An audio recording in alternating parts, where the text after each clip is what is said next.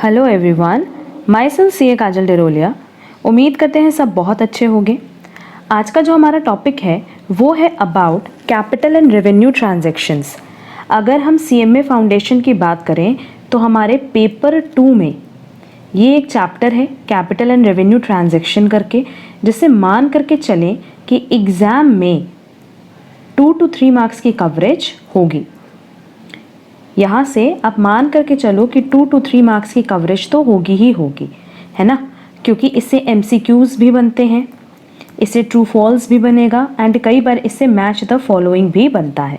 अच्छा, आप देखो आज तो हम लोग इसका पूरा जितना भी बुक में, किस बुक की बात कर रहे हैं, CMA दैट इज़ ICMAI की जो आपकी स्टडी मटेरियल है, हम लोग उसके सारे क्वेश्चंस डील करेंगे। बट इसका पूरा का पूरा कॉन्सेप्ट हमने ऑलरेडी डिस्कस किया हुआ है। अगर आपने कॉन्सेप्ट क्लास नहीं देखी है तो उस कॉन्सेप्ट क्लास की डिस्क्रिप्शन बॉक्स में हम आपको लिंक प्रोवाइड कर देंगे। पहले आप वहाँ जा कर के कैपिटल एंड रेवेन्यू ट्रांजैक्शन की पूरी डिटेल नॉलेज गेन कर लो, सो दैट क्वेश्चन सॉल्व करना हमारे लिए ईजी हो। ठीक है, चलो अब आ जाएंगे पेज नंबर 1.23 जो आपकी इंस्टीट्यूट की मटेरियल है फॉर नवंबर 2020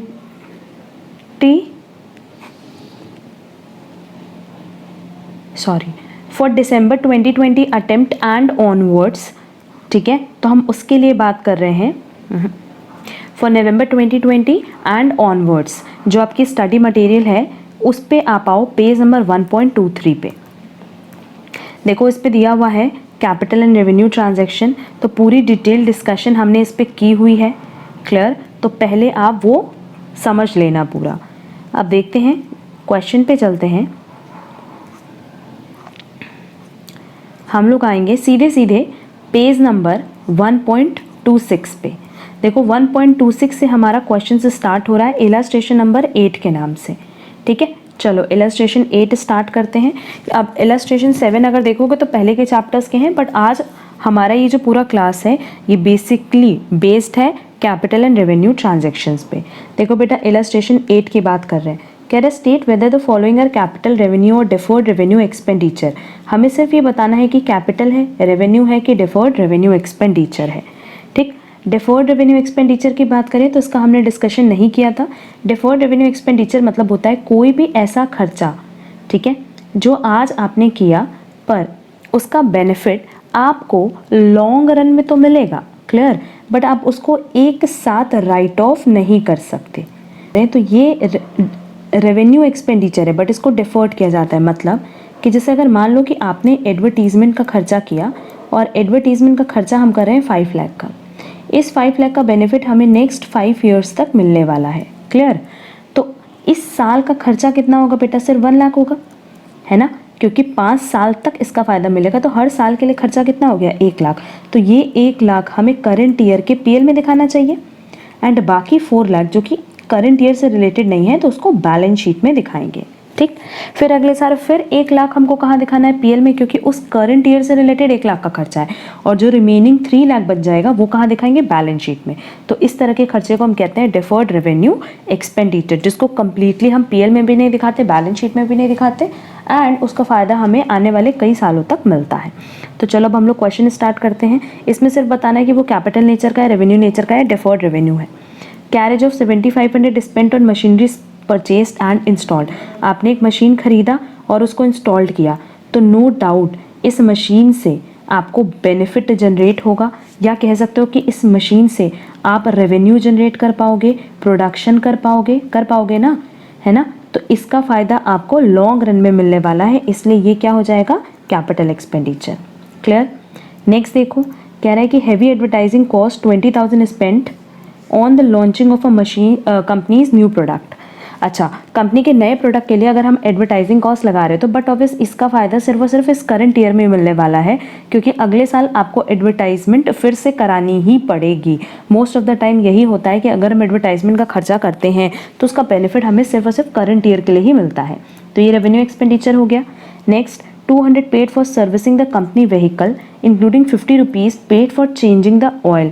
तो ये तो सर्विसिंग के लिए है। अगर सर्विसिंग के लिए है तो क्या उससे कंपनी के व्हीकल की लाइफ बढ़ेगी ना, वो तो नॉर्मल या कह लो कि नॉर्मल मेंटेनेंस चार्जेस है, तो ये रेवेन्यू एक्सपेंडिचर है, क्योंकि इस सर्विसिंग का फ़ायदा आपको सिर्फ और सिर्फ करंट ईयर के लिए मिलने वाला है।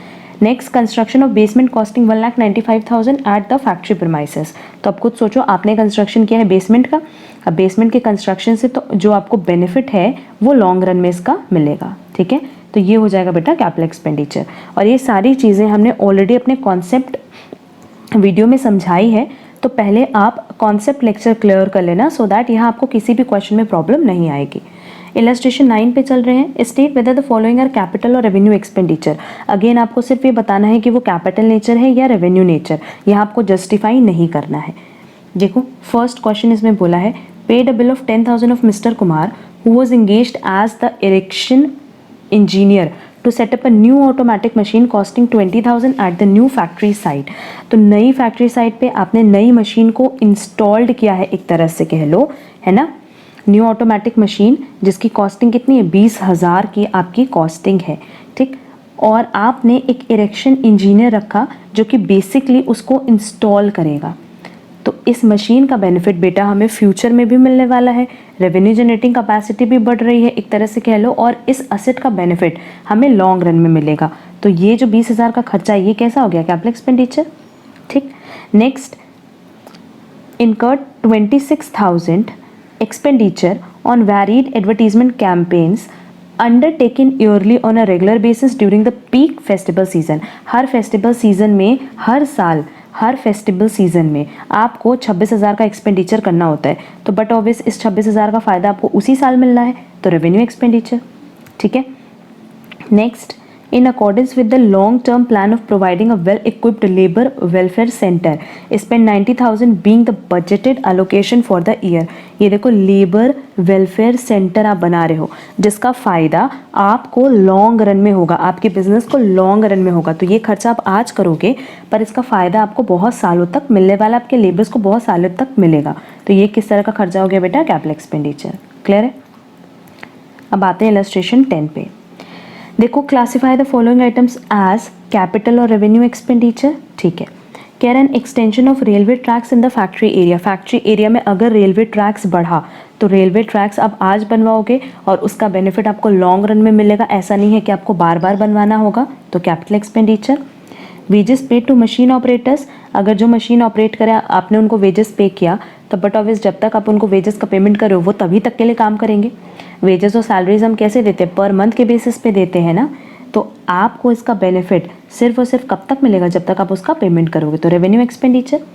Installation cost of new production machine, installation cost किसकी है बेटा, न्यू प्रोडक्शन मशीन की, तो वो तो हमेशा कैपिटलाइज होगा ना, क्योंकि मशीन लगवा रहे हैं और उसको इंस्टॉल करें, तो कैपिटल एक्सपेंडिचर, क्योंकि मशीन का बेनिफिट लॉन्ग रन में मिलेगा।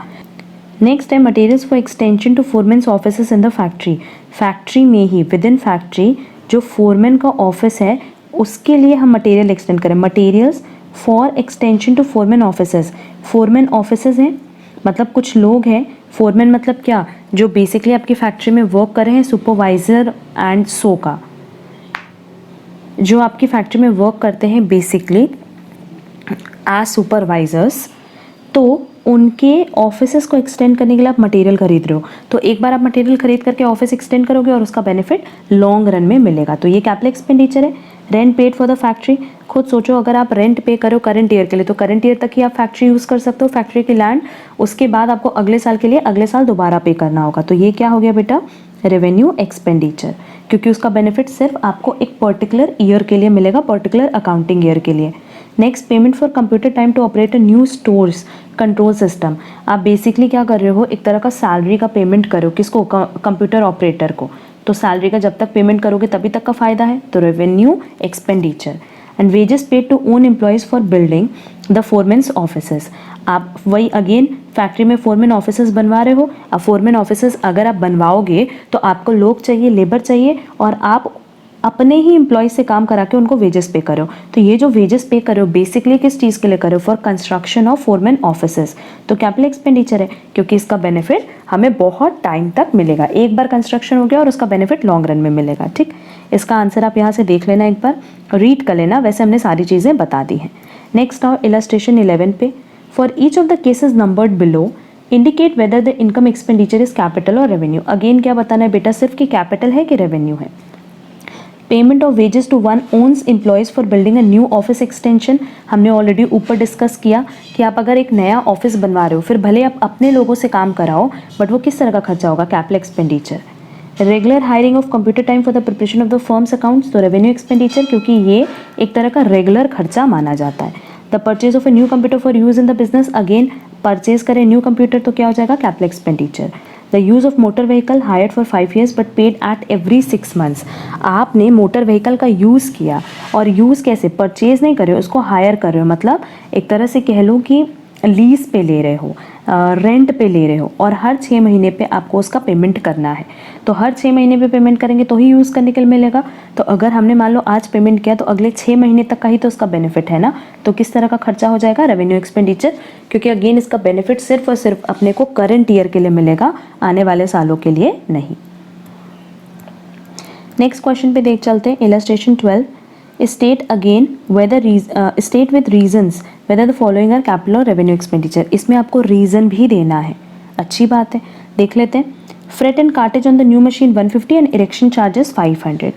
तो सिंपली फ्रेट एंड कार्टेज किस पे है, न्यू मशीन पे, और हमने बताया है कि अगर नए मशीन पे हम किसी भी तरह का खर्चा कर रहे हैं तो उसको हम हमेशा क्या करते हैं बेटा, कैपिटलाइज। तो 650 को हम क्या कर देंगे, कैपिटल एक्सपेंडिचर में डाल देंगे। देखो लिखा है freight and cartage totalling 650 should be treated as capital expenditure, क्योंकि इसका बेनिफिट हमें 1 साल से ज़्यादा के लिए मिलेगा। Next, fixtures of the book value of 2500 sold off at 1600 and new fixtures of the value of 4000 were acquired. Cartage on purchase 100। अब देखो बुक वैल्यू कितनी थी, 2500, और इसको बेचा कितने पे, 1600 पे।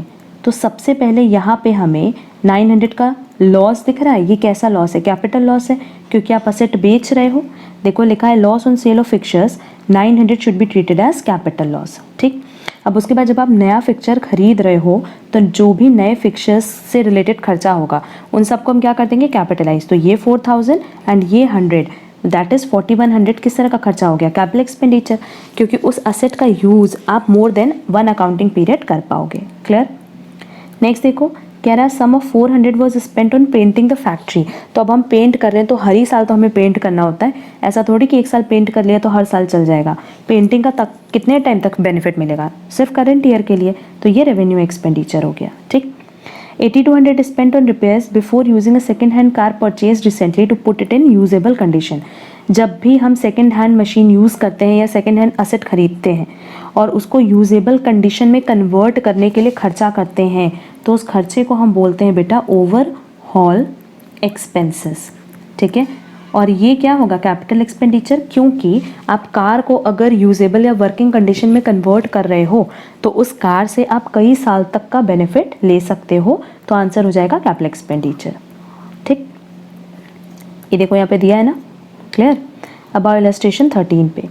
State the nature of the following expenditure which were incurred by Vedanta and company.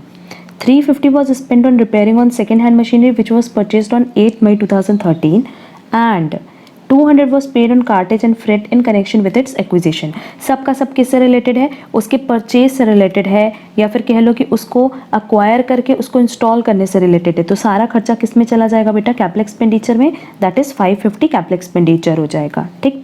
Next, a sum of 30,000 was paid as compensation to 2 employees who was retrenched।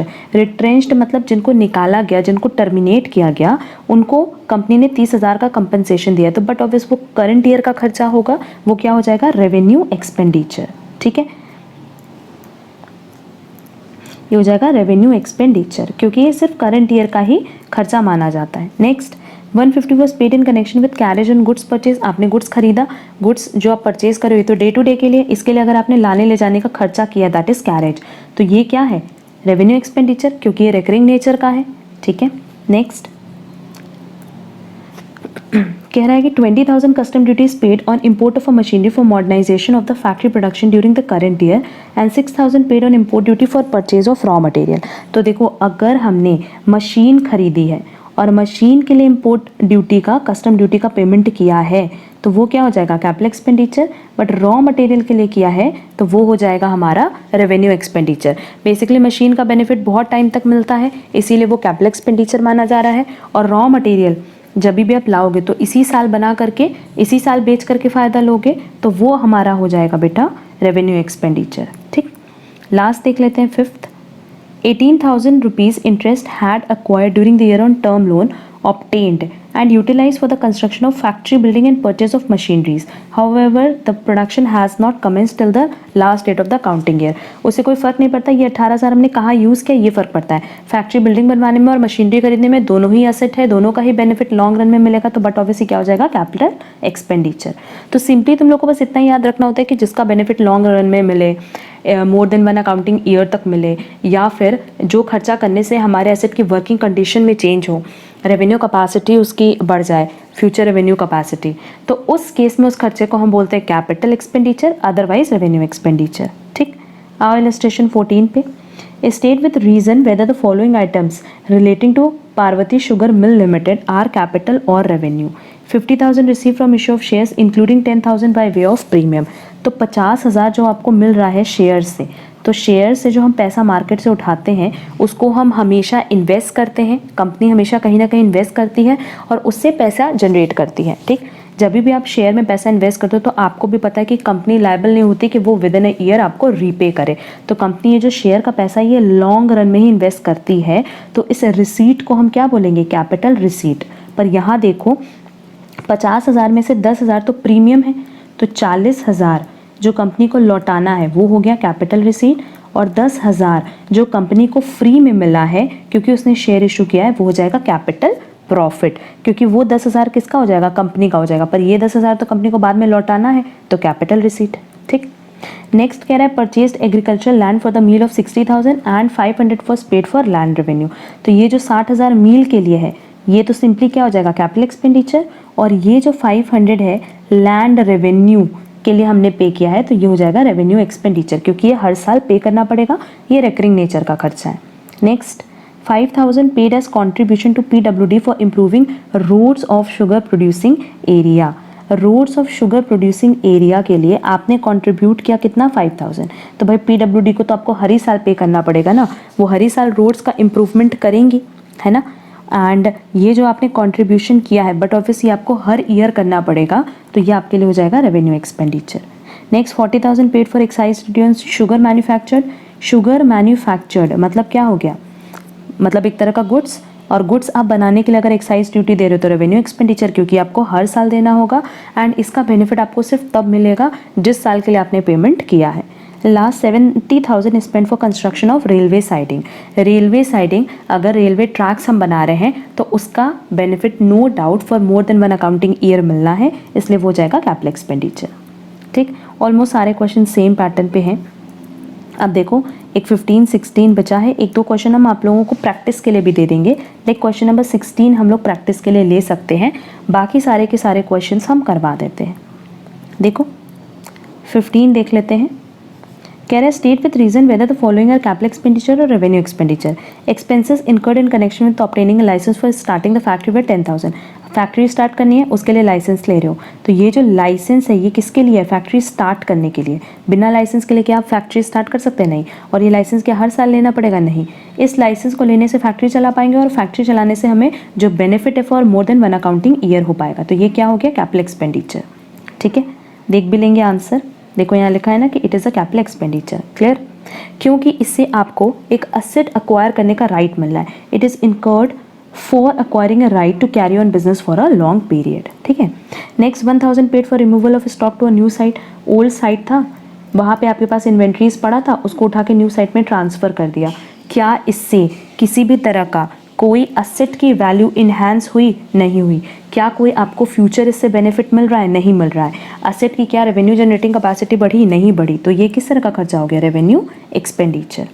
ठीक है, देखो बोला it is treated as revenue expenditure because it is not enhancing the value of the asset. ठीक है, next rings and pistons of an engine were changed at a cost of 5,000 to get fuel efficiency. Engine का तुमने ring and piston change किया और उससे उसकी fuel efficiency बढ़ गई। फुल एफिशिएंसी नहीं है, वो फ्यूल एफिशिएंसी है। अगर उसकी फ्यूल एफिशिएंसी बढ़ रही है तो बट ऑब्वियस आप खुद सोचो कि उस इंजन की एफिशिएंसी बढ़ रही है, आप उस इंजन की लाइफ इंक्रीज कर रहे हो, तो ये 5,000 क्या हो जाएगा, कैपिटल एक्सपेंडिचर। ठीक, ये रीड कर लेना थर्ड पॉइंट।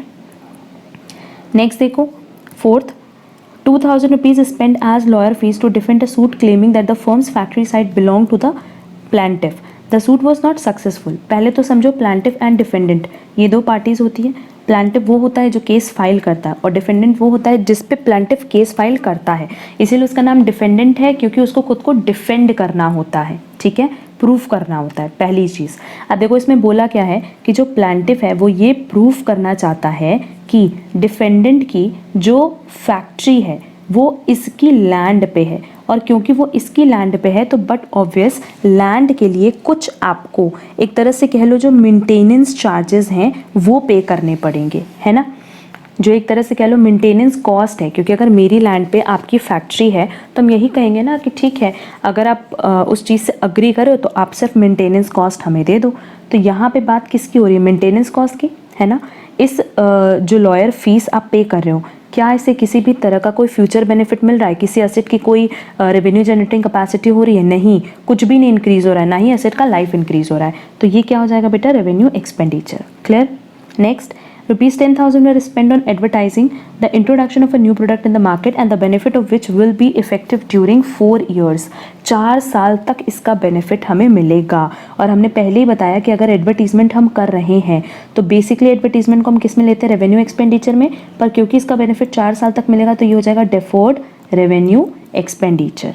ठीक है, क्या हो जाएगा बेटा, डेफर्ड रेवेन्यू एक्सपेंडिचर। आंसर में देखोगे तो सिर्फ रेवेन्यू एक्सपेंडिचर है, बल्कि यहाँ पे तुम लोग लिख लेना डेफर्ड रेवेन्यू एक्सपेंडिचर। लास्ट देख लेते हैं, कह रहा है a factory shade was constructed at a cost of 10,000। A sum of 5,000 had been incurred for the construction of the temporary huts for storing building material। खुद सोचो आपको एक फैक्ट्री शेड बनाना है और फैक्ट्री शेड बनाने के लिए आपको टेम्पररी हट्स बनाना पड़ रहा है। अगर ये टेम्पररी हट्स बना तो ही फैक्ट्री शेड बनेगा, टेम्पररी हट्स नहीं बना तो क्या फैक्ट्री शेड बनेगा, नहीं। और इस फैक्ट्री शेड को बनाने का फ़ायदा आपको बहुत टाइम तक मिलेगा, that is for more then 1 accounting year मिलेगा। तो इस केस में इस 5,000 को हम कहाँ डालेंगे, कैपिटल एक्सपेंडिचर में। और ये 1 लाख तो कैपिटल एक्सपेंडिचर है ही, बट ये भी कैपिटल एक्सपेंडिचर होगा 5,000, दैट इज़ टेम्पररी हट्स का कंस्ट्रक्शन भी किस में आएगा, कैपिटल एक्सपेंडिचर में, क्योंकि वो हमें हेल्प कर रहा है फैक्ट्री साइट बनाने में, दैट इज़ एक असेट बनाने में। ठीक, क्वेश्चन नंबर 16 ये वाला हम लोग होमवर्क ले लेंगे क्योंकि सारा क्वेश्चन हम करवा दिए हैं। वैसे तो ये वाला क्वेश्चन आप लोग सेल्फ प्रैक्टिस करना, एंड अगर इस क्वेश्चन में कोई भी दिक्कत होगी तो कमेंट बॉक्स में कमेंट करके मुझसे पूछ लेना, हम ये वाला क्वेश्चन भी आपको सॉल्व करवा देंगे। ठीक है, अच्छा, कैपिटल एंड रेवेन्यू ट्रांजैक्शंस की अगर बात करें तो फॉर सीएमए फाउंडेशन ये बहुत इंपॉर्टेंट टॉपिक है, क्योंकि इससे डायरेक्ट क्वेश्चंस भी आ सकते हैं, सीधे सीधे थ्योरी भी आ सकती है कि व्हाट इज़ कैपिटल एक्सपेंडिचर और what is revenue expenditure, but generally इससे जो आता है वो आता है एमसीक्यू, ट्रू एंड फॉल्स। ठीक है, तो 2 to 3 मार्क्स की कवरेज यहाँ से होगी ही होगी। होपफुली तुम लोग का ये पूरा कॉन्सेप्ट क्लियर होगा। किसी भी क्वेश्चन में अगर आप लोगों को डाउट होगा तो आप कमेंट बॉक्स में कमेंट करके पूछ लेना, हम आंसर ज़रूर करेंगे। आज के लिए बस इतना ही। Thank you so much.